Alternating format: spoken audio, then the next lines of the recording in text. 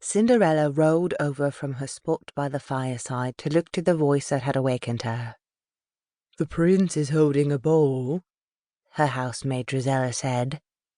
"In search of a new mistress," Anastasia added, following into the cellar close behind her friend. Cindy rubbed at her eyes and yawned. "When?" "What does it matter to you when it is, Cinderella?" Drizella laughed. "There's no way he's picking you." The women stared down at Cindy with that same look they always gave her. It was one of intense disdain.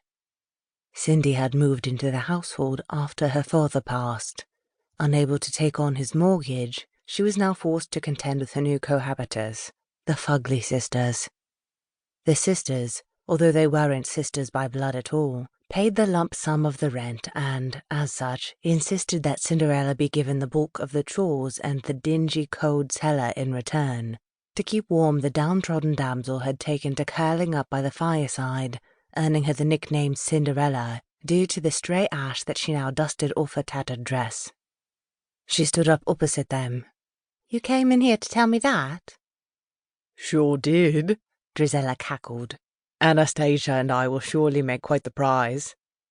Drizella brushed her black locks behind her shoulders and stared into the mirror that sat above the fireplace. A hideous reflection stared back, but Drizella saw nothing but beauty. "The ball is this Friday at 9 o'clock, if you must know," Anastasia said. "Right about the time that you should be cleaning the pantry." Cindy sighed. "So be it." "I can't wait to be bedded by him," Drizella dreamed, staring off out of the narrow high window and towards the resplendent castle in the distance. "Me either," Anastasia said. "He can surely only pick one of you for his new mistress," Cinderella added. The Fugly sisters turned to her in unison, and then each one looked at the other.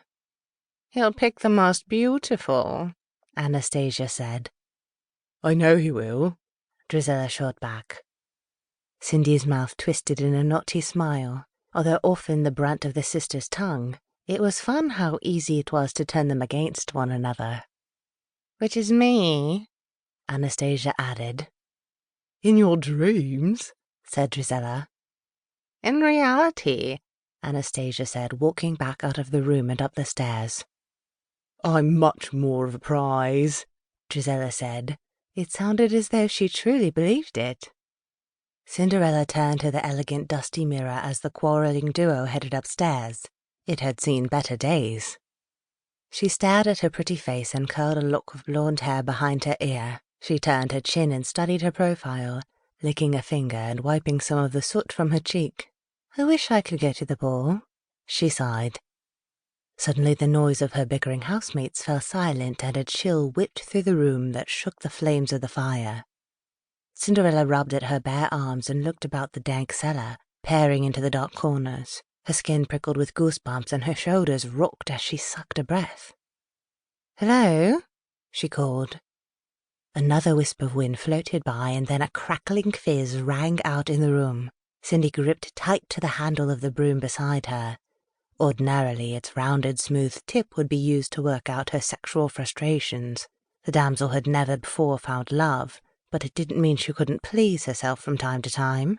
Now, though, the long staff was wielded as a weapon, and not a plaything.